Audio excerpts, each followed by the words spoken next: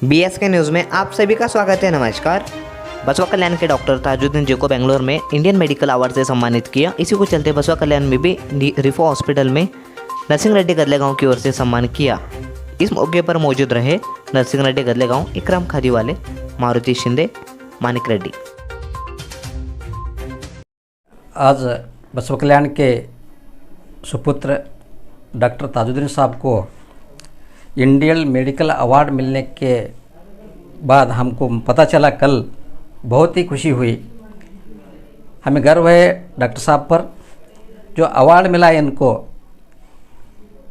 12 magazine, एक international magazine है, वो 1 ईयर सर्वे कर अपने एजेंसियों द्वारा सर्वे कर जो डॉक्टर क्रिटिकल कंडीशन में देहातों में यानी रूरल एरिया में जो पेशेंट को अच्छी तरह से देखभाल कर रहे हैं, वो देख रेख कर रहे हैं, क्या बोलते हैं, चिकित्सा कर रहे हैं, ट्रीटमेंट, उन सभी विषयों को मद्देनज़र रखते हुए इंडियन मेडिकल अवार्ड साहब को परसों बेंगलोर में मिला है। ये हमारे लिए बहुत बड़ी गर्व की बात है। यह अवार्ड डॉक्टर साहब को नहीं मिला, यह अवार्ड पूरे बसवा कल्याण को मिला, ऐसा मैं समझता हूँ। यदि डॉक्टर साहब हॉस्पिटल नहीं खोलते, लोगों की खिदमत नहीं करते, ये अवार्ड बसवा कल्याण को नहीं आता।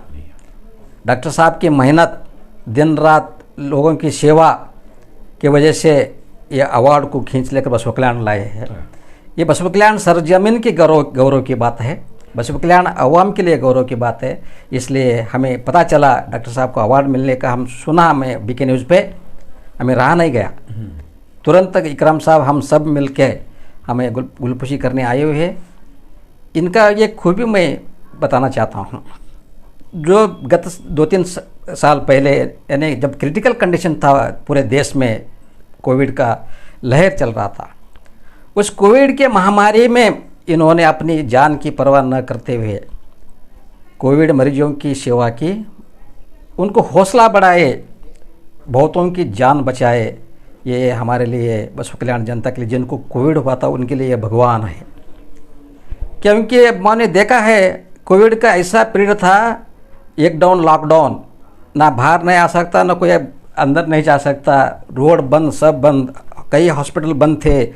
जिसको भी बुखार आता था वो डर के मारे मुझे कोविड हुआ ऐसा समझकर वे हॉस्पिटल जाते थे, धक्के मारे फिरते थे, कोई हॉस्पिटल नहीं मिलता था। उस क्रिटिकल कंडीशन में साहब ने अपनी जान को जोखिम में डालकर पेशेंट को अपना कर, एक्सेप्ट कर लेकर उनकी देखभाल किए, उनको सही तरीके पर उनको सेवा की है। इसलिए मैं पूरे बसवा कल्याण जनता की ओर से उनको दिल के गहराइयों से बहुत सारे शुभकामनाएं, धन्यवाद देता हूं। सर, आपका पिताजी हमारे गुरु थे, उनकी नेक कार्य की वजह से उन्होंने बहुत सारे टीचरों की सेवा की, बहुत ही अच्छे इंसान।